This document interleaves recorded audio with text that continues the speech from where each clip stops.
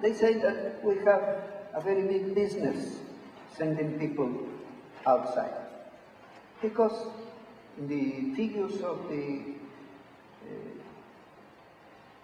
2005, the banks say that they sent to Mexico $20,000 million, $20 billion to Mexico. But we know also that they send 10% of their salary. The salary for these people, the lower salaries in the American economy, means that they can send to Mexico 10% of their salaries. That means $2,000 per year. 20 billion in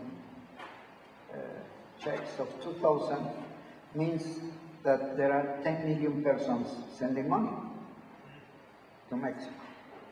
And also that there are 10 million families in Mexico getting that small money.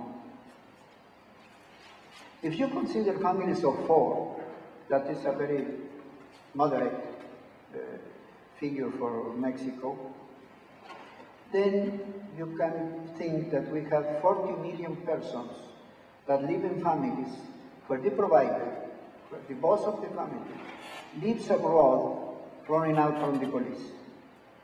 That is not any possible good social policy for any country in the world.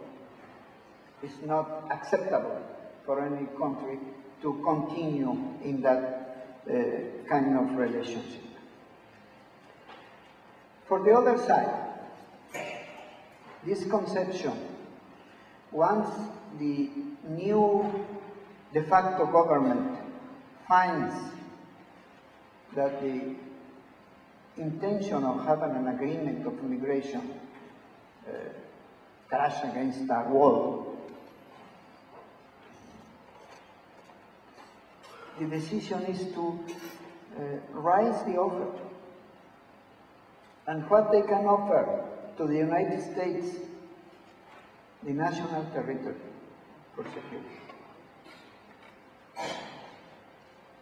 The idea of Mexico being part of the security perimeter of the United States has been in the United States for a long, long time. But now, what they want is that the same concept be adopted by the Mexican government and include and offer the national territory. Let me tell you, what's the problem with this? Probably you remember the missile crisis in Cuba in 1962, the moment in which the humanity was closer to a nuclear war than ever in any other moment.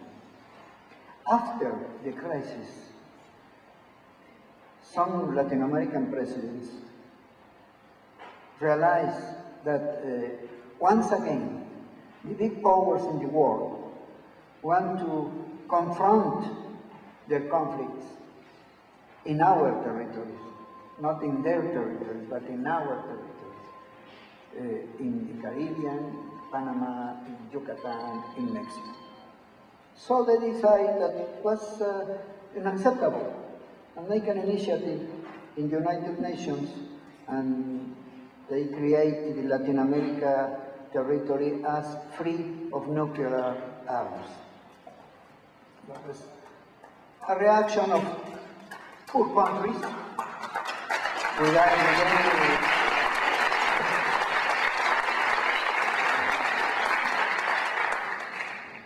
and in the Mexican Constitution, we have 7 principles that control the activity of the president in the foreign policy. One of them is the obligation of the president of fight for peace and international security. The 7 principles are 1 dedicated to the international cooperation, 6 to security, 3 of them to the sovereignty of the country, and the other 3 to peace. This is one of them. Okay? This is the obligation that the president has to comply with that. But in these circumstances, the president are violating something that is very precious for Mexico. The most important asset of the Mexican foreign policy is that Mexico doesn't have any enemies. And if we include Mexico in this SPP program, we are going to have all the enemies of the United States. They are going to be our enemies.